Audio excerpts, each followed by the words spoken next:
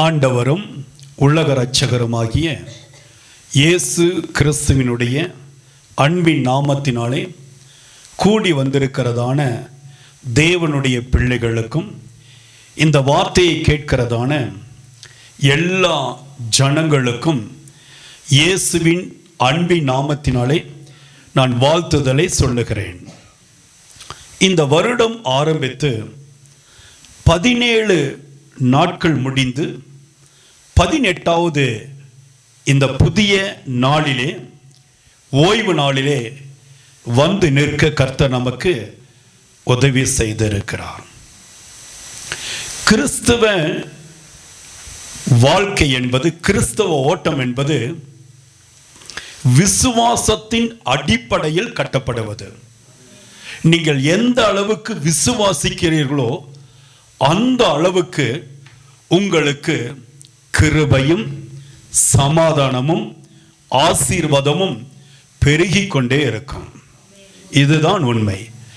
நீங்கள் முதலாவது அவரை விசுவாசிக்க வேண்டும், விசுவாசத்திலே வளர வேண்டும், விசுவாசத்திலே உறுதியாய் நிற்க வேண்டும். பல நேரத்திலே உலகத்தை பார்க்கும் பொழுது நம்முடைய விசுவாசம் தளர்ந்து போவது போல காணப்படும். நடக்கக்கூடியதான சில காரியங்களை பார்க்கும் பொழுது, பார்க்கக்கூடியதான சில நிகழ்வுகளை பார்க்கும் பொழுது நம்முடைய விசுவாசம் பல நேரத்திலே சோர்ந்து போய் விடுவது போல இருக்கும். ஆனால் எப்பொழுதெல்லாம் விசுவாசத்திலே நீங்கள் உறுதியாய் நிற்க பழகிக் கொள்கிறீர்களோ அப்பொழுதே உங்களுடைய அஸ்திபாரமானது மிகவும் ஸ்ட்ராங்கா, பலப்பட்டதாய் இருக்கும். வியாதி சுகமாகும் என்று சொல்லி நீங்கள் விசுவாசித்தால் அப்படியே வியாதி சுகமாகும். அற்புதம் நடக்கும் என்று சொல்லி நீங்கள் விசுவாசித்தால் அப்படியே அற்புதம் நடக்கும். ஆகவேதான் கர்த்தர் சொல்லுகிறார், ஏசாயா 41:13 பயப்படாதே, நான் உனக்கு துணை நிற்கிறேன் என்று ஒரு வாக்கு தத்தத்தை கொடுத்திருக்கிறார். ஆண்டவர் நம்மை பார்த்து என்ன சொல்லுகிறார்? பயப்படாதே. சொல்லுங்க, பயப்படாதே என்று சொல்லி ஆண்டுடைய வார்த்தை சொல்லுகிறது.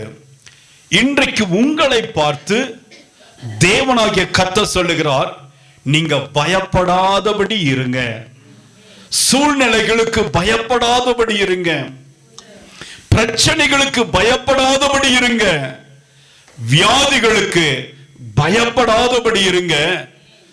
நான் உனக்கு துணை நிற்கிறேன்.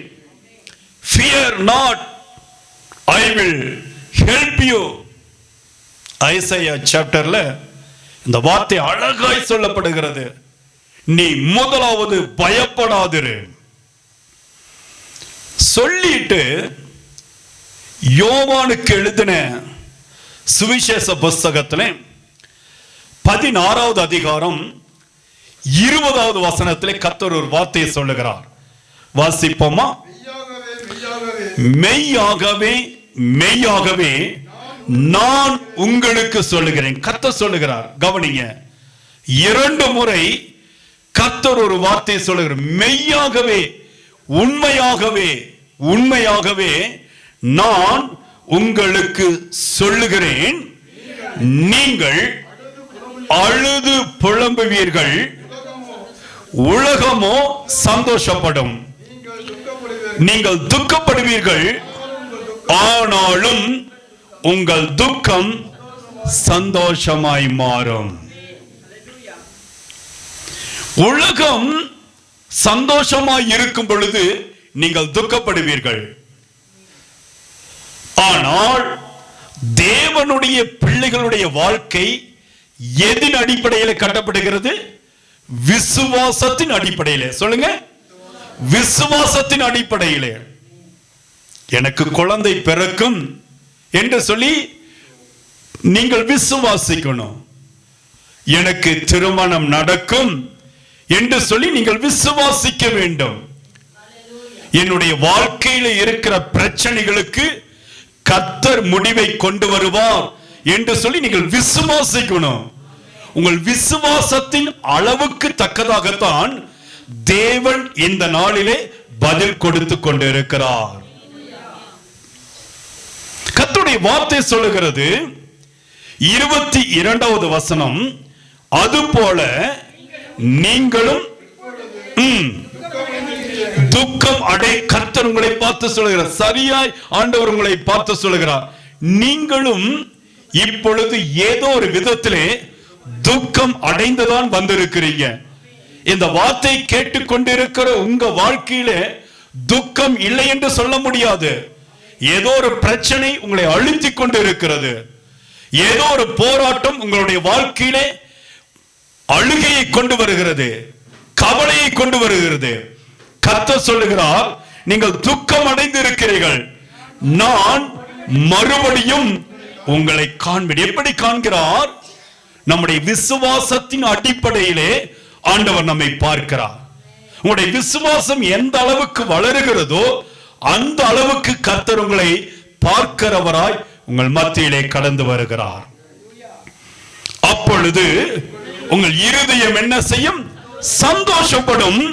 உங்கள் சந்தோஷத்தை ஒருவனும் உங்களிடத்திலிருந்து எடுத்து போட மாட்டான்.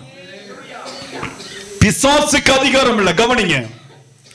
சத்துருக்கு அதிகாரம் இல்லை, பொல்லாத மனிதர்களுக்கு அதிகாரம் இல்லை, பொல்லாத சூழ்நிலைகளுக்கு அதிகாரம் இல்லை.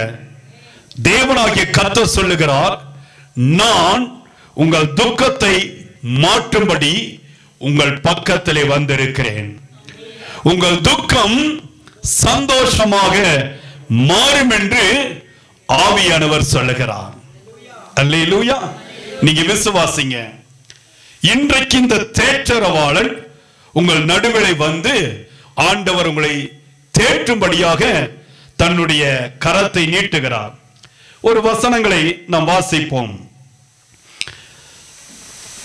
யோவான் 15வது அதிகாரம் 19வது வசனத்தை வாசிங்க. 19, நீங்கள் உலகத்தாராய் இருந்தால் உலகம் தன்னுடையதை சிநேகிக்கும், நீங்கள் உலகத்தாராய் இராதபடியினாலும் நான் உங்களை உலகத்திலிருந்து தெரிந்து கொண்டபடியினாலும் உலகம் உங்களை பகைக்கிறது. இதுதான் இன்னைக்கு எங்க பார்த்தாலும் நடந்து கொண்டிருக்கிறது. பல மனிதர்களுக்கு உண்மையுள்ள தெய்வம் எது என்பது தெரியாதபடிக்கு அங்கும் இங்கும் அலைமோதி கொண்டிருக்கிறாங்க. ஆனால் கர்த்தர் இன்றைக்கு நமக்கு ஒரு காரியத்தை கற்றுக் கொடுக்கிறார். என்ன சொல்லுகிறார்? நீங்கள் உலகத்தாராய் இருந்தால் உலகம் தன்னுடையதை சிநேகிக்கும். ஆண்டவருடைய வார்த்தை சொல்லுகிறது, நீங்க உலகத்தாராய் இல்லாதபடி இருக்கிறபடியினால் நான் உங்களை சிநேகிக்கிறபடினாலும் கர்த்தர் சொல்லுகிறது, கர்த்தருடைய வார்த்தை சொல்லுகிறது, உலகம் உங்களை பகைக்கும். நீங்க ஆச்சரியப்படுவதற்கு ஒன்றுமில்லை சகோதரனே, சகோதரியே. உலகம் உங்களை வேண்டும் என்றே பகைக்கிறது தானே. குடும்பம் பகைக்கிறது, சொந்த பிள்ளைகள் பகைக்கிறார்கள், உறவுகள் பகைக்கிறார்கள். பல நேரத்திலே நம்ம எல்லாரையும் நேசிக்கிறோம் தானே, எல்லாரையும் அவர்களை விசுவாசத்தோடு அவர்களுக்கு நாம் உதவி செய்கிறோம் தானே. ஆனா ஏன் நம்மை பகைக்கிறார்கள் என்கிற ஒரு கேள்வியோடு நீங்கள் நின்று கொண்டிருக்கலாம். நீங்கள் கர்த்தருடைய பிள்ளையாய் இருந்தால் உலகத்தை சிநேகிக்க மாட்டீர்கள். உலகத்தை சிநேகிக்காதபடி இருக்கிறபடினால் கர்த்தர் உங்களை விரும்புகிறார். ஆண்டவருடைய விருப்பத்திற்கு ஏற்ற பிள்ளையாய் இருக்கிறபடினால் உலகம் உங்களை பகைக்கிறது. அல்லேலூயா. அவ்வளவுதான். இப்போ ஆண்டவருடைய வசனம் என்று சொல்லுகிறது பாருங்க. 16:7 நான் உங்களுக்கு உண்மையை சொல்லுகிறேன். கர்த்தர் சொல்றாரு. ஏசப்பா எப்ப எதை சொன்னாலும் உண்மையை தான் சொல்லுவாரு. எத்தனை பேர் விசுவாசிக்கிறீங்க? இந்த தேவனுடைய வார்த்தை ஒவ்வொன்றும் உண்மைதான். ஆனால் கர்த்தரே சொல்லுகிறார், நான் உங்களுக்கு உண்மையை சொல்லுகிறேன். நான் போகிறது உங்களுக்கு பிரயோஜனமாயிருக்கும். நான் போகாதிருந்தால் தேற்றரவாளன் உங்களிடத்திற்கு வரார். நான் போவேனேயாகில் அவரை உங்களிடத்திற்கு அனுப்புவேன். இப்ப நமக்கு இந்த உலகத்திலே பகை காணப்படுகிறது. கண்ணுக்கு தெரியாத பகைகள் கடந்து வருகிறது. சில நேரத்தில் கண்ணுக்கு தெரிந்தே பகைகள் காணப்படுகிறது, வருகிறது. இதை எப்படி நாம் மேற்கொள்ள வேண்டும் என்று சொன்னால், இயேசு மகாராஜா இந்த பாவத்தை உணர்த்தி, கண்டித்து உணர்த்தி, ஜனங்களை ரட்சிப்புகள் நடத்தி, அவர் மரித்து 3ஆம் நாள் உயிர் தெழுந்து அவர் தன்னுடைய பிதாவின் சித்தத்தை நிறைவேற்றும்படியாக தேவனுடைய வலது பாரிசத்திலே நின்று நமக்காக பரிந்து பேசிக் கொண்டிருக்கிறார். அவர் போய்விட்டார். அவருக்கு பதிலாக தேற்றரவாளன் இன்றைக்கு உலகம் முழுவதும் ஆட்சி செய்து கொண்டிருக்கிறார். அல்லேலூயா. அவர்தான் தேற்றரவாளனாகிய பரிசுத்த ஆவியானவர். ஆமென். அந்த தெய்வம் இன்றைக்கு நம் நடுவில் நின்று நம்மை தேற்றிக் கொண்டே இருக்கிறார். நான் போய் அவரை உங்களிடத்திற்கு அனுப்புகிறேன் என்று சொன்னால், அவர் வந்து நம்மிடத்திலே சில காரியத்தை செய்கிறார். அவர் வந்து, வாசிங்க 8வது வசனம், பாவத்தை குறித்தும் நீதியை குறித்தும் நியாய தீர்ப்பை குறித்தும் உலகத்தை கண்டித்து உணர்த்துவார். உலகத்திற்கு கடந்து வந்து உலகத்தை கண்டித்து உணர்த்துவார். அப்படி என்று சொன்னால், தன்னுடைய பிள்ளைகளுக்கு நேராக தேவனாகிய கர்த்தர் கடந்து வந்து கண்டித்து உணர்த்துகிறவராய் இருக்கிறார். கீழே வசனம் சொல்லுகிறது, இந்த உலகத்தின் அதிபதி நியாயம் தீர்க்கப்பட்டதினாலே நியாய தீர்ப்பை குறித்தும் கண்டித்து என்ன செய்வார்? உணர்த்துவார். அப்ப பரிசுத்த ஆவியானவர், தேற்றரவாளன், இன்றைக்கு உங்களுடைய விசுவாசத்தை உயர்த்தும்படியாக அவருக்கு நீங்கள் இடம் கொடுக்கணும். அல்லேலூயா. தேவன் உங்கள் நடுவில் கிரியை செய்வதற்கு நீங்கள் இடம் கொடுத்து கொண்டே இருக்கணும். ஒவ்வொரு நாளும், ஆண்டவரே என் பக்கத்துல வாரும், என் அருகில் கடந்து வாரும், என் அருகில் நீர் கடந்து வந்து எனக்காக யாவற்றையும் செய்து முடியும் என்று சொல்லி நீங்கள் தேற்றரவாளனை துணைக்கு அழைத்து நிற்க வேண்டும். எப்பொழுதெல்லாம் நீங்க தனியா நிற்கிறீர்களோ அப்பொழுதெல்லாம் பிசாசு சோதிக்கும்படி உங்கள் அருகில் கடந்து வருவான். ஆனால் தேற்றரவாளனை நீங்கள் அருகில் வைத்துக் கொள்ளும் பொழுது, தேவனை அருகில் வைத்துக் கொள்ளும் பொழுது, உங்களுடைய துக்கத்தை சந்தோஷமாய் மாற்றுகிற அந்த கிருபையை கர்த்தர் கொடுத்து கொண்டே இருப்பார். 13வது வசனத்தை வாசிங்க. சத்திய, எல்லாரும் சேர்ந்து சொல்லுங்க, சத்திய ஆவி. கவனிங்க, சத்திய ஆவி, நீங்களும் நானும் ஆராதிக்கிற தேவனுடைய வல்லமையை நீங்கள் புரிந்து கொள்ள வேண்டும். சத்தியத்தினுடைய ஆவியை பெற்றிருக்கிற நம்முடைய ஆண்டவர், சத்திய ஆவியாகிய அவர் வரும் பொழுது சகல சத்தியத்திற்குள்ளும் உங்களை என்ன செய்வார்? சத்தமா சொல்லுங்க, நடத்துவார். சகல சத்தியத்திற்குள்ளும் உங்களை நடத்துவார். கீழே அவர் தம்முடைய பேசாமல்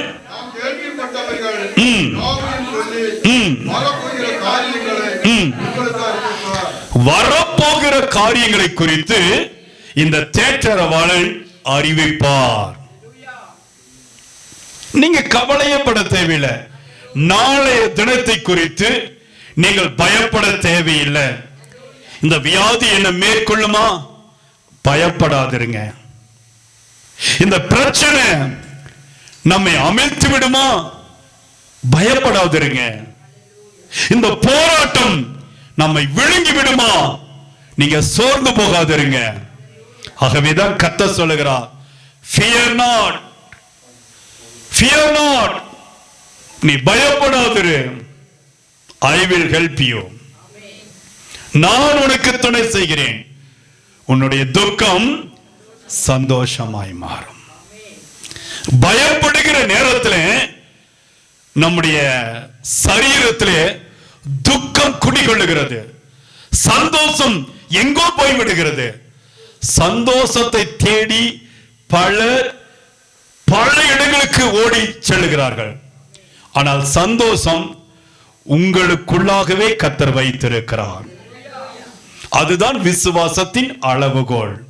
அல்லேலூயா. இப்பொழுது ஒரு சாட்சியை உங்களுக்கு நான் கொண்டு வருகிறேன். ஒரு மனிதன் தேவனுடைய சமூகத்தில் இருக்கும் பொழுது எப்படி வெற்றி பெற முடியும்?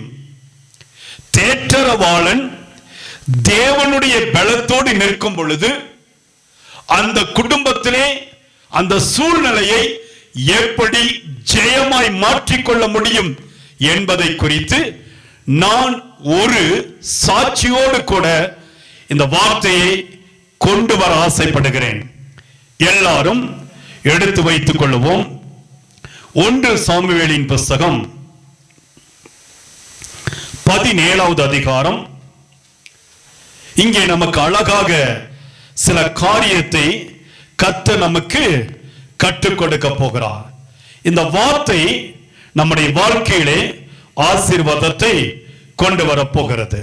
வாசிப்போம். 17வது அதிகாரம் முதல் 2, 3, 4 வசனங்களை வாசிக்க கேட்போம். பெலிஸ்தர் 1 சாமுவேல் 17வது அதிகாரம் 1, 2, 3, 4. பெலிஸ்தர் யுத்தம் பண்ணுகிறதற்கு தங்கள் சேனைகளை சேர்த்து யூதாவில் உள்ள சோக்கோவிலே ஒருமித்து கூடி சோக்கோவுக்கும் அசேக்காவுக்கும் நடுவே இருக்கிற எபேஸ் தம்மீமிலே பாளையம் இறங்கினார்கள். கவனிங்க, தேவனுடைய பிள்ளைகளுக்கு விரோதமாக, தேவனுடைய ஜனங்களுக்கு விரோதமாக கடந்து வரும்படியாக பெலிஸ்தியர்கள் கடந்து வந்தார்கள். பெலிஸ்தியர்கள் என்று சொன்னால் பலம் நிறைந்தவர்கள், அவர்கள் பயங்கரவாத குணமுடையவர்கள், தேவனுடைய பிள்ளைகளுக்கு எப்பொழுதுமே எதிர்த்து நிற்கிறவர்கள். கவனிங்க, தேவனுடைய பிள்ளைகளுக்கு எதிர்த்து நிற்கிறார்கள் என்று சொன்னால் அவர்களுக்கு தீமை வந்து சேரும். தேவனுடைய பிள்ளைகளுக்கு விரோதமாய் எந்த சூழ்நிலை வருகிறதோ அதை கர்த்தரே அதமாக்கி விடுவார். என்ன நடக்கிறது? சவுலும் இஸ்ரவேல் மனுஷரும் ஒருமித்து கூடி ஏலா பள்ளத்தாக்கிலே பாளையம் இறங்கினார்கள். பெலிஸ்தருக்கு எதிராக யுத்தத்திற்கு அணிவகுத்து நின்றார்கள்.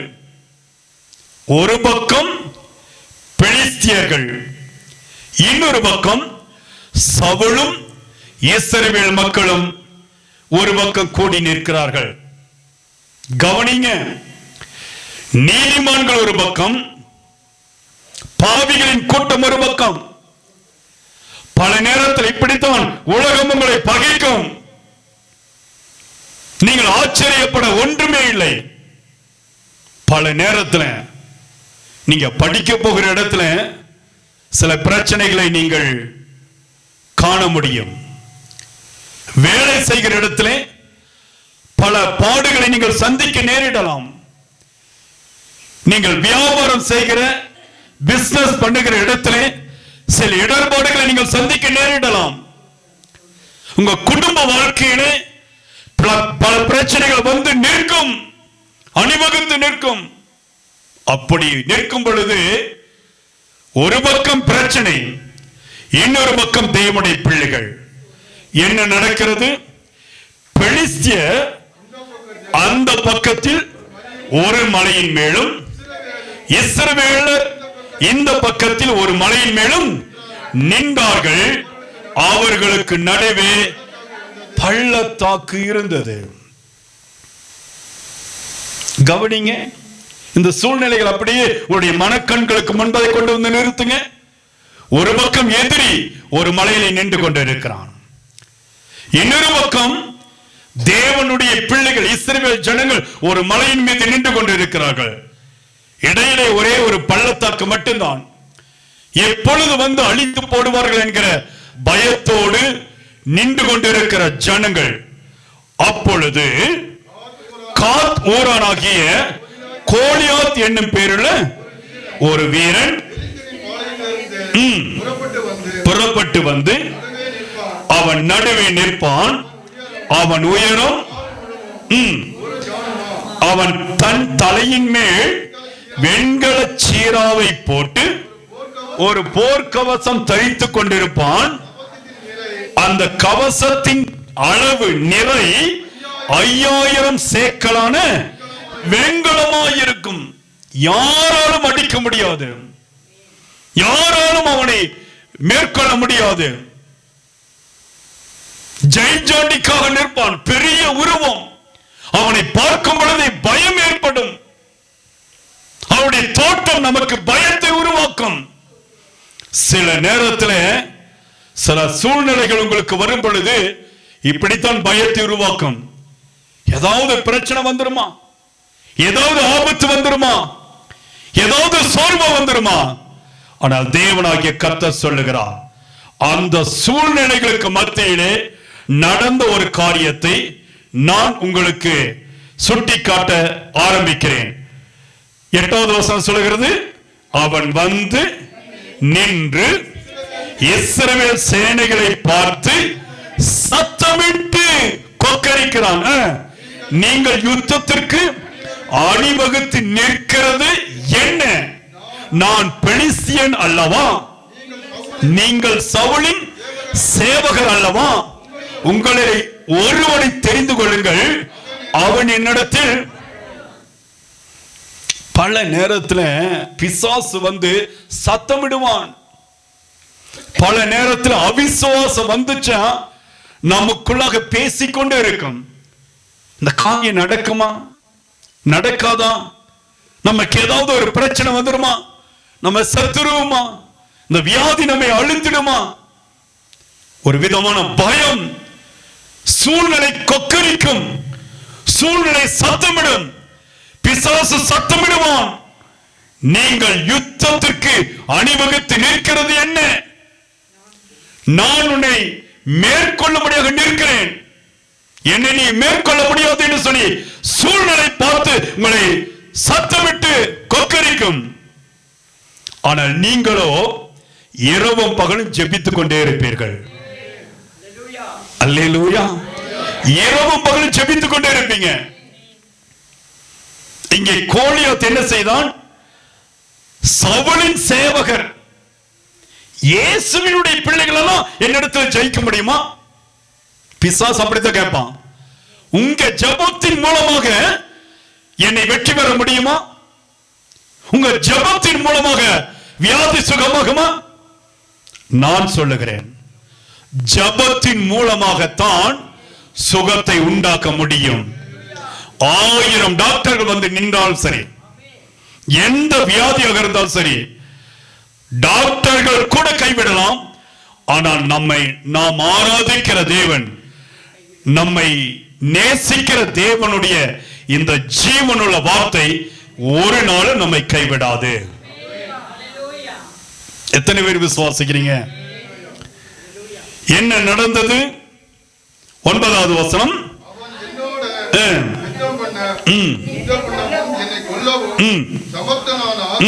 நாங்கள் உங்களுக்கு வேலைக்காரா இருப்போம், நான் அவனை அவனை கொள்வேனானால் நீங்கள் எங்களுக்கு வேலைக்காரராய் இருந்து எங்களை சேவிக்க வேண்டும் என்று சொல்லி என்ன செய்கிறான்? கவனிங்க. பல நேரத்தில் இதுதான் இன்றைக்கு நடந்து கொண்டு இருக்கிறது. நம்முடைய குடும்பத்தில் இதுதான் நடந்து கொண்டு இருக்கிறது. நீ பெரிய ஆளா, நான் பெரிய ஆளா? நீ ஆராதிக்கிற தெய்வம் பெரியவரா, நான் பெரியவரா என்று சொல்லி பிசாசு சில காரியத்தை அனுமதித்துக் கொண்டு இருக்கிறான். கர்த்தரும் பார்த்து கொண்டுதான் இருக்கிறார். கவனிங்க, என் தேவனாகிய கர்த்தர் இன்றைக்கு உண்மையுள்ளவராய் இருக்கிறார். உங்களுக்கு ஜெயத்தை கொடுக்கிற தேவன் உங்கள் நடுவில் கிரியை செய்து கொண்டிருக்கிறார். நீங்க ஒரு நாளும் பயப்பட தேவையில்லை. உங்களுக்கு இப்பொழுது இருக்கிற துக்கம் சந்தோஷமாய் மாறும்படியாக உங்கள் நடுவில் கர்த்தர் நின்று கொண்டே இருக்கிறார். ஆகவேதான் கர்த்தர் உங்களை பார்த்து சொல்லுகிறார், நீங்கள் பயப்படாதிருங்கள். அல்லேலூயா. நீங்கள் பயப்படாதிருங்கள்,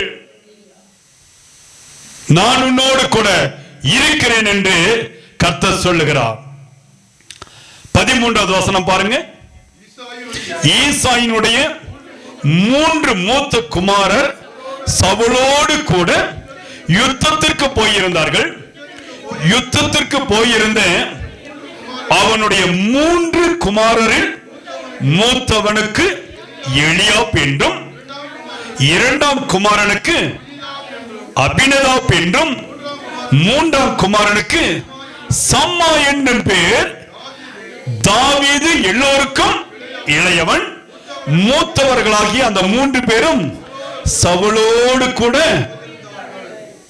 இப்போ இஸ்ரவேல் ஜனங்கள் ஒரு மலை மேலே நின்றுட்டு இருக்காங்க. பெலிஸ்தியர் ஒரு மலை மீது நின்றுட்டு இருக்காங்க. பெலிஸ்தியருக்கு முன்பதாக கோலியாத் நின்று கொண்டிருக்கிறான். இஸ்ரவேல் ஜனங்களுக்கு முன்பதாக சவுல் நின்று கொண்டிருக்கிறார்.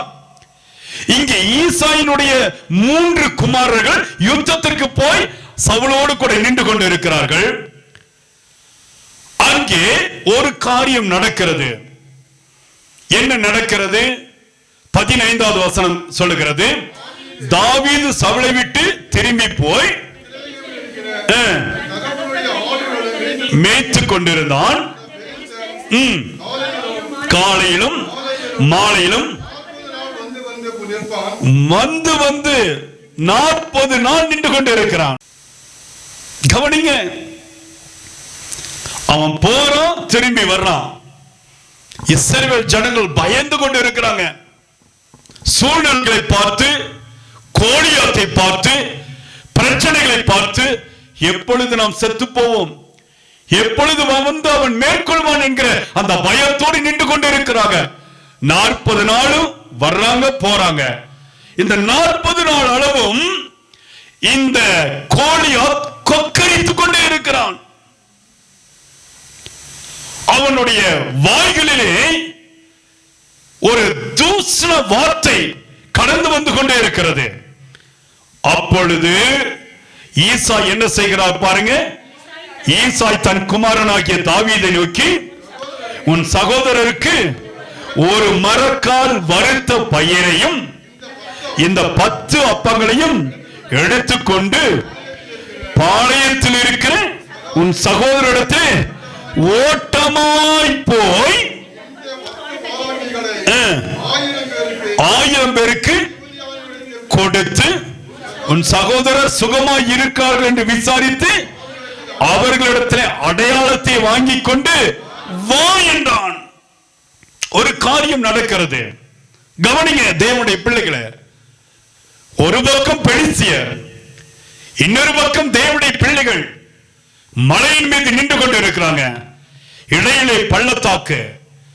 பெலிஸ்தியர்கள் பக்கத்திலே கோலியாத், தேவனுடைய பிள்ளைகள் பக்கத்திலே சவுல். இப்பொழுது ஈசாயினுடைய 3 குமாரர்கள் அங்கே இருக்கிறார்கள். அவர்களுக்கு உணவை கொண்டு போய் கொடுக்கும்படியாக ஒரு வேலையை கொடுத்து அனுப்புகிறார். அப்படி கொடுத்து அனுப்பும் பொழுது ஈசாய் சொல்லி அனுப்புகிறார், இந்த சாப்பாட்டு உணவுகளை கொண்டு கொடுத்துட்டு அவங்க எப்படி இருக்கிறாங்க, நலமா இருக்கிறாங்களா அல்லது கோலியாத் நிமித்தம் அவர்களுக்கு ஆபத்து வந்ததா என்பதை நீ அறிந்து கொண்டு பின்பதாய் கடந்து வந்து என்னிடத்தில் சொல்லு என்று சொல்லி ஒரு காரியத்தை சொல்லுகிறார். கவனிங்க, தேவனுடைய கர்த்தருடைய பிள்ளைகள் ரொம்ப ரொம்ப ஜாக்கிரதையா இருக்கணும். சூழ்நிலைகள் சாதகமா இல்லாத பொழுது நாம் தேவனுடைய பக்கத்தில் தான் இருக்கிறோம் என்பதற்கு நம்முடைய விசுவாசத்தை வளர்த்து கொண்டே இருக்க வேண்டும். அல்லேலூயா சொல்லுங்க. விசுவாசத்திலே வளர்ந்து கொண்டே இருக்க வேண்டும். விசுவாசத்தின் அடிப்படையில் தான் உலகமே என்னை பகைத்தாலும் இயேசு என்னோடு இருக்கிறார். இதை நீங்க விசுவாசிக்கணும். உலகத்தில் உள்ள எல்லா கடுமையான வியாதியாக எதுவாக இருந்தாலும் என்னிடத்தில் இருந்தாலும் அதை மாற்றுகிற வல்லமையுள்ள ஜீவன் தேவன் என்னோடு கூட இருக்கிறார் என்பதை நீங்க விசுவாசிக்கணும். அல்லேலூயா. நடந்தது என்ன?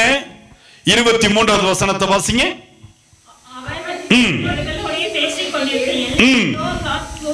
குரானாகிய கோலியாத் என்னும் பேருள்ள பெலிஸ்திய வீரன் எழும்பி வந்து நின்று முன் சொன்ன வார்த்தைகளின்படியே சொன்னான். இதை தாவீது கேட்டான். தாவீது யார்? தன்னுடைய தகப்பன் ஈசாயினுடைய ஆடுகளை மேய்த்துக் கொண்டிருந்தான். அவன் யுத்தத்தில் இருக்கிற தன்னுடைய சகோதரர்களுக்கு உணவை கொண்டு போய் கொடுக்கும்படியாக செல்லுகிற ஒரு சேவகன். அப்படி போய் நிற்கும் பொழுது பெலிஸ்தியன் பேசுவதை தாவீதுடைய காதுகள் கேட்கும்படி கர்த்தர் உதவி செய்தார். அல்லேலூயா. என்ன நடந்தது? இஸ்ரவேலர் எல்லாரும் அந்த மனுஷனை காணும் பொழுது மிகவும் பயப்பட்டு அவன் முகத்திற்கு விலகி ஓடி போனார்கள். விலகி ஓடி போனார்கள். கவனமா கேளுங்க. கிறிஸ்தவர்கள் தான் தேவனுடைய பிள்ளைகளுக்கு எல்லாருக்குமே நல்ல அபிஷேகத்தோடு வல்லமையோடு ஜெபத்தோடு சூழ்நிலைகளை எதிர்க்கிற அனுபவம் இருக்கிறது என்று சொல்ல முடியாது. சில பேருக்கு விசுவாசம் குறைந்து இருக்கும், சிலருக்கு அதிகமாக இருக்கும். இந்த விசுவாசத்திற்கு தக்கதாகத்தான் கர்த்தர் பதில் கொடுத்து கொண்டே இருக்கிறார். அல்லேலூயா. இயேசு இன்றைக்கு என்னோடு வீட்டில் இருக்கிறார் என்று சொன்னால் கட்டாயம் இருப்பார். இயேசுவை நான் இன்றைக்கு இந்த ஆலயத்திலிருந்து என் வீட்டுக்கு அழைத்துக் கொண்டு போவேன் என்கிற விசுவாசத்தோடு நீங்கள் இருப்பீர்கள் என்று சொன்னால் கட்டாயம் இயேசு இன்றைக்கு உங்களோடு கூட கடந்து வருவார். ஆமென். அல்லேலூயா. சகைவே, நீ இறங்கி வா, இன்றைக்கு நான் உன் வீட்டில் தங்க வேண்டும். இயேசுவை நீங்கள் அப்படித்தான் பார்க்க வேண்டும். அளவுகோல் தான் நம்முடைய வாழ்க்கையின் ஆசீர்வாதத்திற்கு அளவுகோல் எது என்று சொன்னால் விசுவாசம் தான். ஆமென். இப்பொழுது என்ன நடக்கிறது பாருங்க. அப்பொழுது 26வது வசனம் வாசிங்க.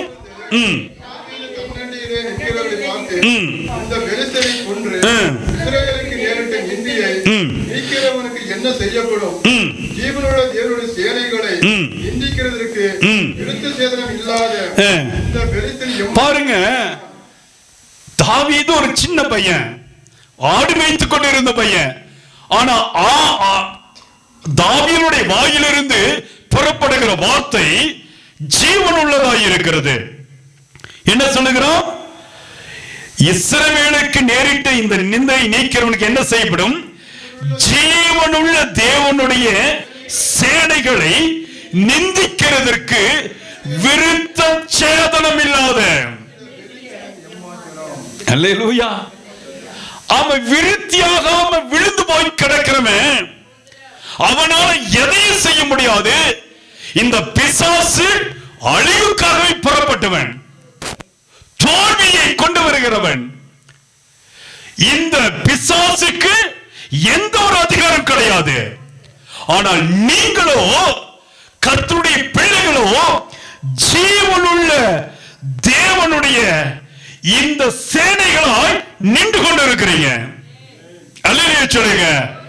ஜீவனுள்ள தேவனுடைய சேனைகள், தேவனுடைய பிள்ளைகள். இந்த தேவனுடைய பிள்ளைகளை, ஜீவனுள்ள தேவனுடைய பிள்ளைகளை எந்த விதத்திலும் பிசாசு மேற்கொள்ள முடியாது. எத்தனை பேர் விசுவாசிக்கிறீங்க? நிந்திக்கிறதுக்கு அவன் யார்? இந்த பெலிஸ்தியன் எம்மாத்திரம் அப்படி சொல்லிட்டு சொல்ல பாருங்க. அதற்கு ஜனங்கள்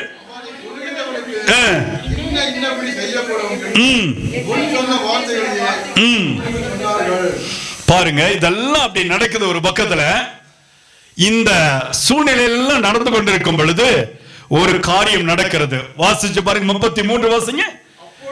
சவுல் தாவீதை நோக்கி,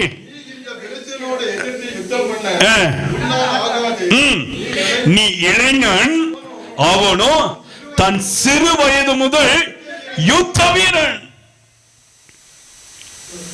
பிசாசுக்கு ஆரம்பத்திலிருந்து டே 1 கெட்டது மட்டும்தான் தெரியும். பிரச்சனைகளை மட்டும்தான் உங்க வாழ்க்கையில கொண்டு வந்து அவனுக்கு கொடுத்து கொண்டே இருப்பான். அதுதான் அவனுடைய பழக்கம். அதனாலதான் பிசாசை பார்த்தா சில நேரத்துல நம்ம ஆளுங்க பயப்படுறாங்க. ஜெபிக்காத பிள்ளைங்க தான் பிசாசை பார்த்து பயப்படுவாங்க. ஜெபிக்கிற பிள்ளைகளுக்கு பிசாசை பார்த்து பயமே கிடையாது. ஆமென். அங்கே தாவீது சவுலை பார்த்து, உம்முடைய அடியான் என் தகப்பனுடைய ஆடுகளை மேய்த்து கொண்டிருந்த பொழுது ஒரு இங்க சொல்ற பாருங்க, சவுல் சொல்றாரு, சவுல் சொல்ற, தாவீது நீ இளைஞனா இருக்கிறேன், சின்ன பையனா இருக்கிறேன், ஆனா பெலிஸ்தியர் நடுவில் நின்று கொண்டு இருக்கிற கோலியாத் எப்படி தெரியுமா? சிறு வயதிலிருந்து யுத்தத்திற்கு பழக்கப்பட்டவன். அவன் எல்லாவற்றையும் செய்வதற்கு தகுதி உள்ளவனாய் இருக்கிறான். அப்படித்தான் நம்ம நினைச்சிட்டு இருக்கோம். இன்னைக்கு நம்ம பல நேரத்தில் என்ன நினைக்கிறோம்? நம்ம ஆண்டவரை காட்டிலும் பிசாசு எங்க வந்து நம்மளை ஜெயமெடுத்துருவானோ, பிசாசு அப்பாலே போ சொல்லி சொல்லி நம்ம பயந்து பயந்து ஜெபணிட்டு இருக்கோம்ல. கவனமா கேளுங்க. இயேசு இருக்கிற இடத்துல, ஜீவனுள்ள தேவன் இருக்கிற இடத்துல பிசாசு இருப்பான். ஆனால் அவனால் ஜெயம் பெற முடியாது. அல்லேலூயா. தேவனுடைய பிள்ளைகள் இருக்கிற இடத்துல பிரச்சனை இருக்கு.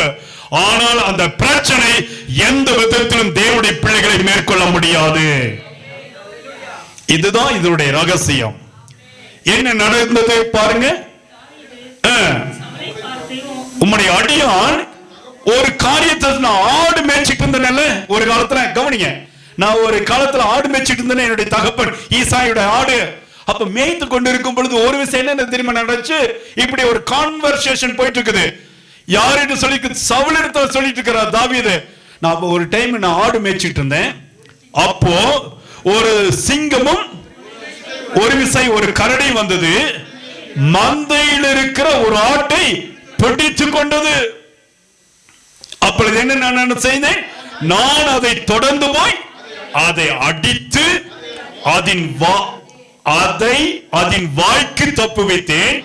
அது என் மேல் பாய்ந்த பொழுது நான் அதன் தாடியை பிடித்து அதை அடித்து கொன்று போட்டேன். அந்த சிங்கமும் அந்த சிங்கத்தையும் அந்த கரடியும் உம்முடைய அடியானாகிய நான் கொண்டேன்.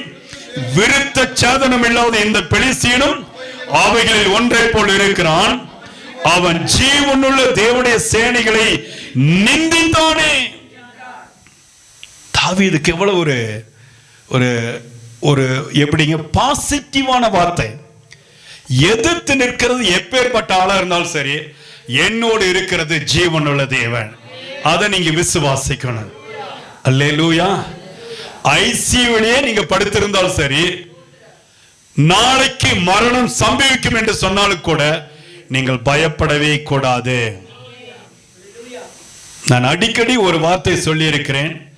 நான் சென்னை பட்டணத்திற்கு ஒரு விசை ஊழியத்திற்கு சென்ற பொழுது ஒரு சகோதரி, ஒரு இளம் வயது சகோதரி, அவங்களுடைய செல்ஸ் எல்லாம் அழிந்து போய்விட்டது.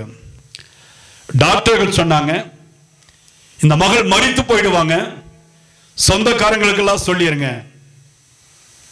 எல்லா சொந்தக்காரங்களும் வந்து பார்த்துட்டு போயிட்டாங்க.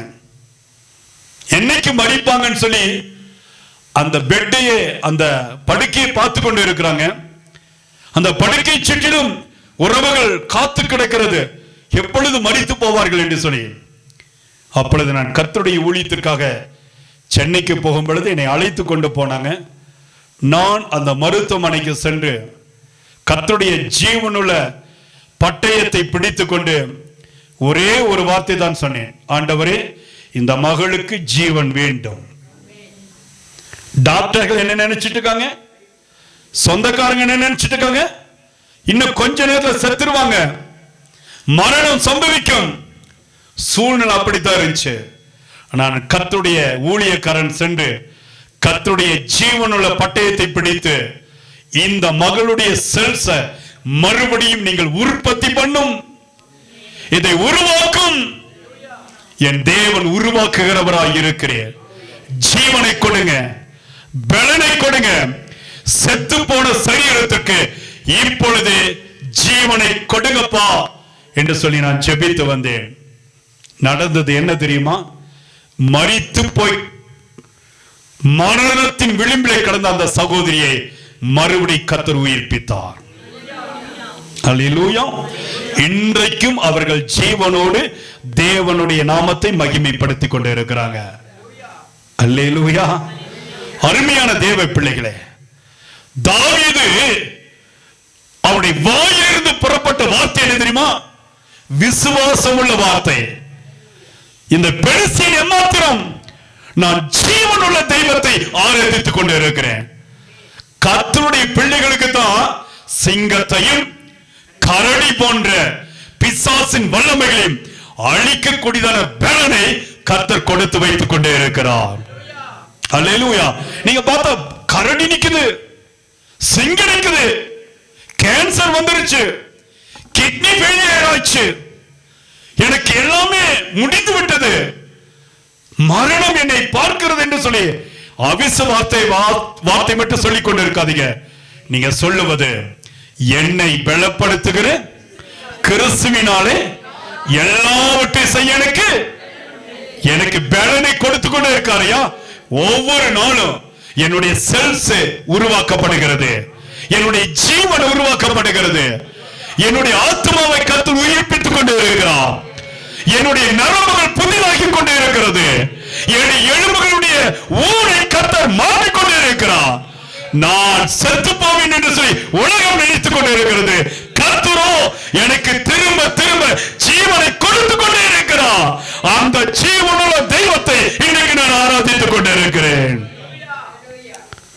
அல்லேலூயா. என்ன நடந்தது? பின்னும் தாவீது கரடியின் கைக்கும் தப்புவித்து கர்த்தர், அவருடைய அந்த சாட்சி பாத்தீங்களா? தாவீது சொல்லுகிறார், என்னை சிங்கத்தினுடைய கைக்கும் கரடியுடைய கைக்கும் தப்புவித்து கர்த்தர். சொல்லுங்க, கர்த்தர். அல்லேலூயா. அல்லேலூயா சொல்லுங்க. கர்த்தர் இன்னைக்கு என் பக்கத்தில் நின்று கொண்டு இருக்கிறார். இந்த பெலிஸ்தியனுடைய கைக்கும் தப்புவிப்பார் என்றான். அப்பொழுது சவுல் தாவீதை பார்த்து, போ, கர்த்தர் உன்னுடனே கூட இருப்பார். இதுதான் விசுவாசத்தினுடைய அளவுகோல். அல்லேலூயா. சொல்லிருங்களா? அல்லேலூயா.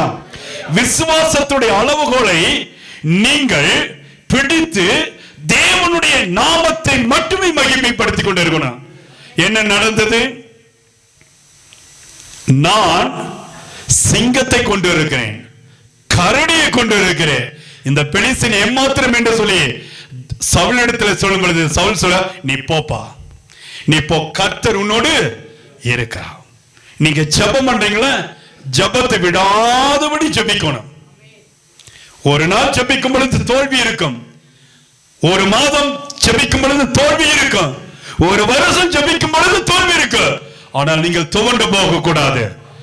40 நாள் வந்து கொக்கரித்துக் கொண்டே இருந்தான் அந்த பெலிஸ்தியன் கோலியாத், கொக்கரித்துக் கொண்டே இருந்தான். 40 நாள் பயந்து கொண்டே இருந்தாங்க. ஆனால் தேவனாகிய கர்த்தரோ அங்கே தாவீதை அனுப்பி தாவீதினுடைய வாயில் இருந்து ஜீவனுள்ள வார்த்தை புறப்பட்டு அங்கிருந்த ஜனங்களுக்கு ஒரு ஆறுதலையும் ஒரு தேறுதலை கர்த்தர் கொடுக்க செய்தார். அல்லேலூயா.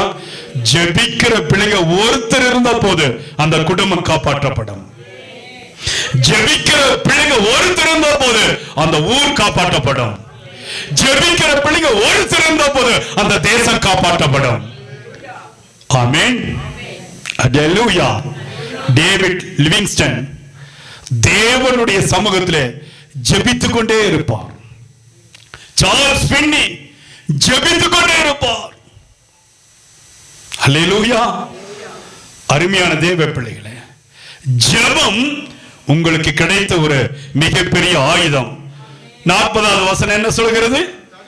தன் தடியை கையிலே பிடித்துக் கொண்டு ஆற்றிலிருந்து 5 கூழாங்கற்களை தெரிந்தெடுத்து அவைகளை மேய்ப்பருக்குரிய தன்னுடைய அடைப்பிலை போட்டு தன் கவனை தன் கையிலே பிடித்துக் கொண்டு அந்த பெலிஸ்தனுடைய அவன் பக்கத்திலே போனான். 42வது வசனம் சொல்கிறேன். பெலிஸ்தன் சுற்றி பார்த்து தாவீதை கண்டு அவன் இளைஞனும் சௌந்தரிய ரூபமான சிவந்த மேனி உள்ளவனுமாய் இருந்தபடினாலே அவனை அசட்டை பண்ணினான். பெலிஸ்தன் தாவீதை பார்த்து, என்னிடத்திற்கு வர நான் நாயா என்று சொல்லி அவன் தன் தேவர்களை கண்டு கொண்டு தாவீதை சபித்தான்.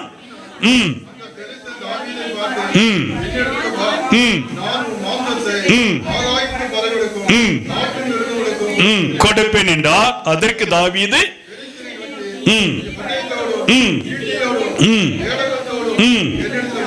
வருக. எல்லாரும் சேர்ந்து வாசிங்க.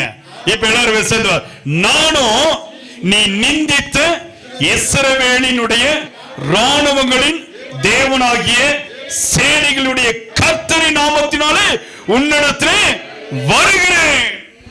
எல்லாரும் கரங்களை உயர்த்தி சொல்லுங்க. ஹல்லேலூயா. நல்ல சத்தமிட்டு ஹல்லேலூயா.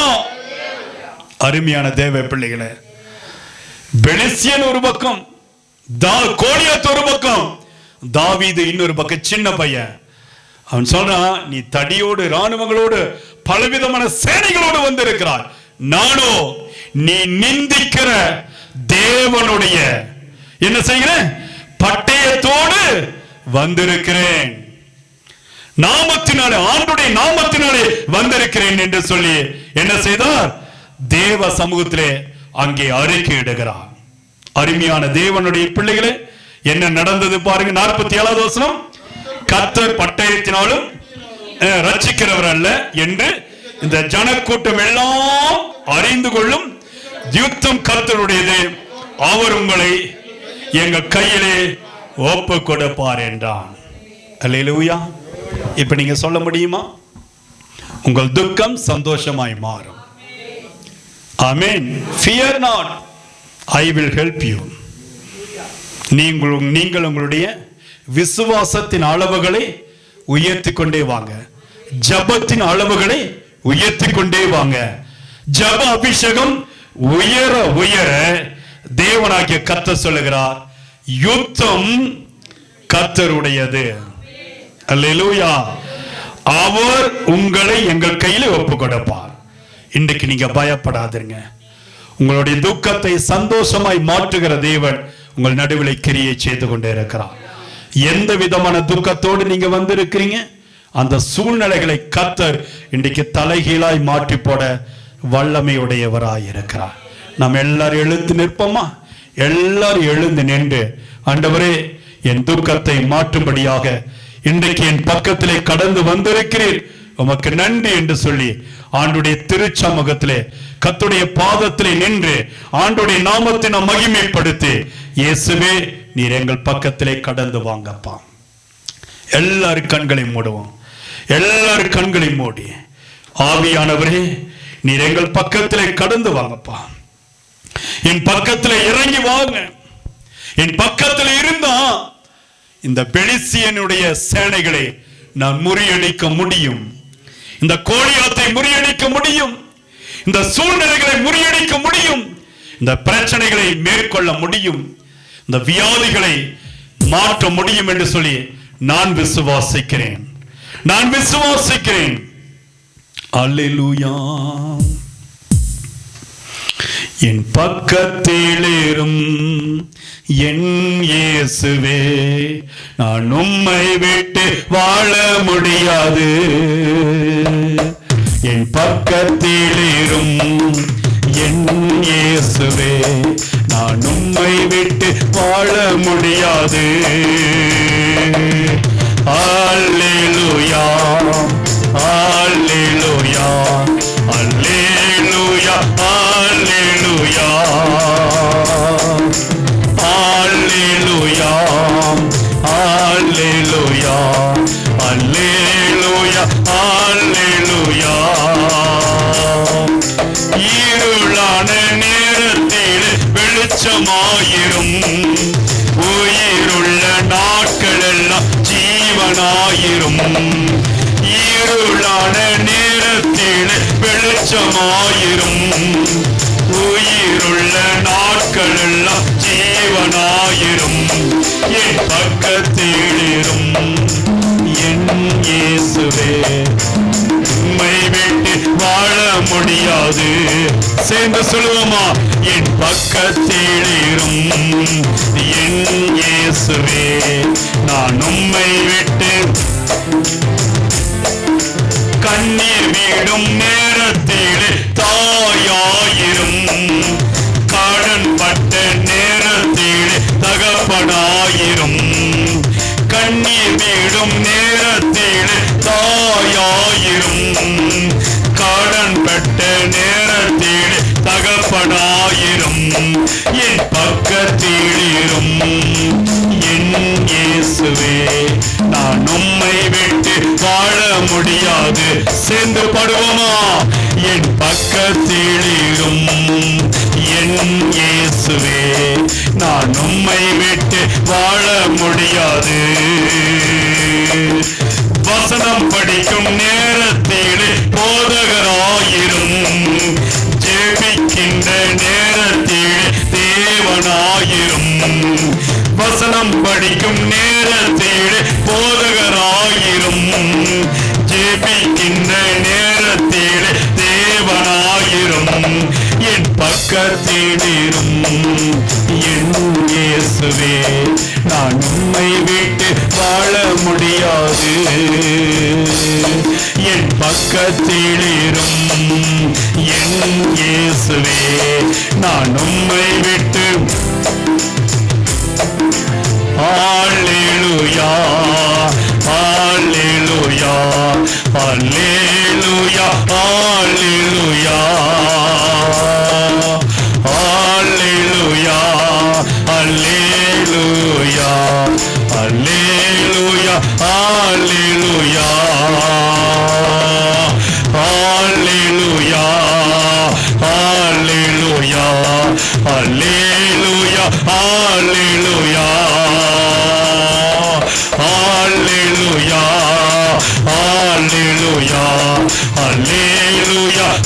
அல்லேலூயா, அல்லேலூயா, அல்லேலூயா, அல்லேலூயா, அல்லேலூயா. ஆண்டவருடைய மகிமை. அல்லேலூயா. தேவனுடைய பிரசன்னத்தை, தேவனுடைய மகிமை இப்பொழுது பெற்றுக்கொள்க. ஆண்டவருடைய வல்லமை இப்பொழுது இங்க இருக்கிற கூடி இருக்கிற ஜனங்களை நிரப்பிக்கொண்டே இருக்கிறது. தேவனுடைய பிரசன்னத்தின் மகிமை, தேவனுடைய அக்கினி வல்லமை இறங்கிக் கொண்டே இருக்கிறது. அல்லேலூயா, அல்லேலூயா, அல்லேலூயா, அல்லேலூயா, அல்லேலூயா, அல்லேலூயா, அல்லேலூயா, அல்லேலூயா. இந்த அடியை பாடிக்கொண்டு இருக்கும் பொழுது தேவனாகிய கர்த்தர் வியாதிகளை மாற்றும்படியாக உன் பக்கத்தில் இறங்கி வருகிறார். உன் பாடுகளை மாற்றும்படியாக உன் பக்கத்தில் இறங்கி வருகிறார். உன்னுடைய துக்கத்தின் நாட்கள் முடிந்து போய்விட்டு என்று சொல்லி தேவனுடைய கரம் இப்பொழுது உங்களுக்கு நேரம் இறங்கி வருகிறது.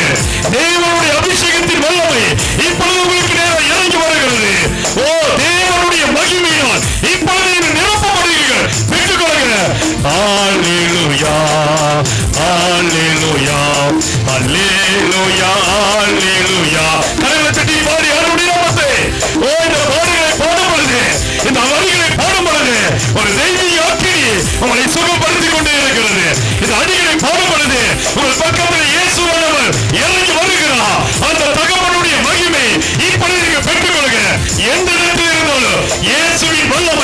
அக்கினியா இறங்கி வரும். உன் குடும்பத்தில் இறங்கி வரும். உன் பக்கத்தில் இறங்கி வரும். தேவ மகிமையினால் இப்பொழுது நீங்கள் தொடப்படுகிறீர்கள். ஹalleluya ஹalleluya ஹalleluya ஹalleluya ஹalleluya ஹalleluya ஹalleluya ஹalleluya ஹalleluya ஹalleluya ஹalleluya ஹalleluya என் பக்கத்திலிரும் என் இயேசுவே, நான் உம்மை விட்டு வாழ முடியாது. ஹalleluya ஹalleluya ஹalleluya ஹalleluya. தேவனுடைய வல்லமை இறங்கிக் கொண்டே இருக்கிறது. சபைகளை நிரப்பிக் கொண்டே இருக்கிறது. ஆண்டுடைய அக்கினி இறங்கிக் கொண்டே இருக்கிறது. ஓ, இந்த நேரத்தில் உடைய துக்கத்தை மாற்றும்படியாக, உடைய துக்கத்தை சந்தோஷமாய் மாற்றும்படியாக தேவனாகிய கர்த்தர் இப்பொழுது உங்கள் நடுவில் இறங்கி இருக்கிறார். உங்கள் நடுவில் கடந்து வந்திருக்கிறார். அந்த தெய்வம் இப்பொழுது உங்களை சுகத்தை கொடுத்துக் கொண்டே இருக்கிறார். பிசாசின் வல்லமைகள் அழிக்கப்பட்டுக் கொண்டே இருக்கிறது. பலவீனத்தின் ஆவிகள் இப்பொழுது வெளியேறிக் கொண்டே இருக்கிறது. மாந்திரிக கட்சிகள் வெளியேறுவதாக, மந்திர தந்திரங்கள் இப்பொழுது வெளியேறுவதாக, பில்லி சூரிய கட்டுகள் இப்பொழுது குடும்பத்தை விட்டு வெளியேறுவதாக. சாப கட்டுகளை கர்த்தர் முறியடிக்கிறார். சாப கட்டுகளை முறியடிக்கிறார். கரங்களை தட்டி ஆண்டுடைய வல்லமைகளை பெற்றுக்கொள்ளுங்க. ஆண்டுடைய அக்கினியை பெற்றுக்கொள்ளுங்க. இதுவரை இருந்த போராட்டம், இதுவரை இருந்த பாடுகள், துக்கங்கள் எல்லாம் உங்களை விட்டு மாறுகிறது. இன்றைக்கு கர்த்தர் சொல்லுகிறார், உடைய துக்கம் சந்தோஷமாய் மாறும். நீ பயப்படாதே. Fear not, I will help you. நீ பயப்படாதே, நான் உன்னுடனே கூட இருக்கிறேன். உன்னை நான் தப்பு வைப்பேன், தாங்குவேன், ஏந்துவேன், சுமப்பேன். நான் உன் தேவன், ஜீவனுள்ள தேவன். கோலியாத் போல எப்படிப்பட்டதான பலவீனங்கள், பாடுகள், பிரச்சனைகள், சூழ்நிலைகள் மாற்றப்பட்டிருந்தாலும் ஜீவனுள்ள தெய்வத்தை ஆராதிக்கிற உங்களை எந்த ஒருவனாலும் மட்டுப்படுத்த முடியவே முடியாது. அந்த தெய்வம் இன்றைக்கு உங்கள் நடுவில் கிரியை செய்து கொண்டு இருக்கிறார். அந்த தெய்வத்துடைய வல்லமையை இன்றைக்கு நீங்கள் பிடித்துக் கொண்டு இருக்கிறீங்க. இயேசுவின் வல்லமை இப்பொழுது வானத்தில் இருந்து இறங்கி வருகிறது. பெற்றுக்கொள்ளுங்க. வானம் திறக்கப்படுகிறது. அநேகருடைய பலவீனங்களை கர்த்தர் மாற்றுகிறார். அநேகருடைய தோல்விகளை கர்த்தர் மாற்றுகிறார். அநேகருடைய பிரச்சனைகளுக்கு இன்றைக்கு கர்த்தர் முடிவை வைத்திருக்கிறார். ஆண்டுடைய பிரசனம், ஆண்டுடைய மகிமை, ஆண்டுடைய வல்லமை, ஆண்டுடைய அக்கினி இப்பொழுது தொடர்வதாக கர்த்தர் அநேகரை தொட்டுக் கொண்டு இருக்கிறார். இந்த ஜெப வேளையிலே அநேகரை கர்த்தர் தொட்டுக் கொண்டு இருக்கிறார். இந்த ஜெப அக்கினியே அநேகருக்கு மேலே ஊட்டப்பட்டுக் கொண்டு இருக்கிறது. அல்லேலூயா. ஓ, இப்பொழுது உங்களுடைய வியாதி உங்களுடைய சரீரத்தை விட்டு வெளியேறுகிறது. உங்கள் குடும்பத்தை விட்டு பாவங்கள் வெளியேறுகிறது. எல்லா சாப கட்டுகள் இப்பொழுது வெளியேறுகிறது. அந்த கால வல்லமைகள் இப்பொழுது வெளியேறுகிறது. இயேசுவின் நாமத்தினாலே விடுதலை, இயேசுவின் நாமத்தினாலே விடுதலை பெற்றுக்கொள்கிற கர்த்தர் இப்பொழுது விடுதலை கொடுக்கிற ஒரு அபிஷேகத்தின் நேரத்திற்காக ஆண்டவர் உங்களை அழைத்துக் கொண்டு வந்திருக்கிறார். வல்லமை, வல்லமை, வல்லமை, வல்லமை, அக்கினி வல்லமை, அபிஷேக வல்லமை, கிருபை வல்லமை, பலத்தின் வல்லமை, தேவனுடைய வல்லமை இறங்கிக் கொண்டே வருகிறது. இயேசுவே, ஹalleluya. இயேசுவின் நாமத்தில் அப்பா, தேவனுடைய பிரசன்னம் இறங்குவதாக, அக்கினி வல்லமை இறங்குவதாக, தேவ மகிமை கடந்து வருவதாக. இங்க இருக்கிற ஒவ்வொரு குடும்பத்திற்கு மேலாக ஒரு அக்கினி ஊட்டப்படுவதை நான் ஆவியிலே உணர்கிறேன். அபிஷேகம் ஊட்டப்படுவதை ஆவியிலே உணர்கிறேன். இனி நீங்கள் வெட்கப்பட்டு போவதில்லை. இனியுடைய குடும்ப வாழ்க்கை செழிக்கும். இனியுடைய குடும்ப வாழ்க்கை கடப்படும். இனி கட்டி எழுப்புகிற தேவன் உங்கள் நடுவில் கிரியை செய்கிறார். ஹalleluya, ஹalleluya. இயேசுவின் நாமத்தினாலே, இயேசுவின் நாமத்தினாலே ஒரு புதிய பலன் வல்லமை உருவாகட்டும் என்று சொல்லி நான் ஜெபிக்கிறேன். கிரியை செய்யட்டும் என்று சொல்லி நான் ஜெபிக்கிறேன். கிரியை செய்வதாக, கிரியை செய்வதாக, அக்கினி வல்லமை கடந்து வருவதாக. ஓ, கட்டுகள் எல்லாம் அழிக்கப்பட்டது. எல்லா பாடுகளை துக்கத்தை மாற்றிவிட்டார். இப்பொழுது தேவனுடைய மகிமை இறங்கி வருகிறது. அற்புதங்களை செய்த தேவனுக்கு கரங்களை தட்டி நன்றி செலுத்துவோமா? அற்புதங்களை செய்த தேவனுக்கு நல்ல கரங்களை தட்டி ஆண்டவருக்கு நன்றி செலுத்துவோம். பரலோகத்தின் பிதாவே, உம்முடைய கிருபை, உம்முடைய வல்லமை, உம்முடைய சத்தியம் இன்றைக்கு என்னை தேற்றி இருக்கிறது. நான் இனி ஜெயம் எடுக்க போகிறேன். சொல்லுங்க, எல்லாரும் கரங்களை வைத்து சொல்லுங்க, நான் இனி ஜெயம் எடுக்க போகிறேன். நான் இனி வெற்றி பெற போகிறேன். ஓ, தோல்வி எனக்கு வருவதே கிடையாது. இயேசுவினுடைய பிள்ளை, நான் உலகத்தை ஜெயம் எடுக்க போகிறேன். கர்த்தர் என்னை ஆசீர்வதியும்.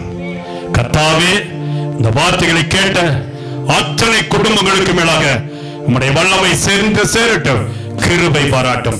இயேசுவின் நாமத்தில் ஜெபிக்கிறேன் எங்கள் ஜீவனுள்ள நல்ல பிதாவே, ஆமென், ஆமென்.